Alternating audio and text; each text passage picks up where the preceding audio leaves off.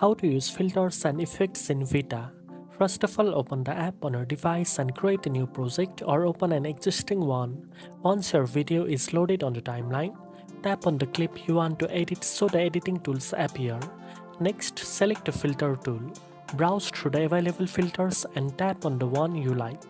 Adjust the intensity with the slider to make the effect subtle or stronger depending on the style you want.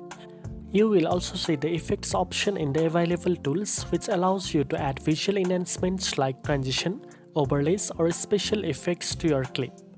Tap on the effect you want and it will fit perfectly with your video. Preview your project to see how the filters and effects enhance your footage. Make any adjustments as needed to achieve a professional and polished look. Now you know how to use filters and effects in Vita. If you found this video helpful, don't forget to like, share and subscribe for more editing tips.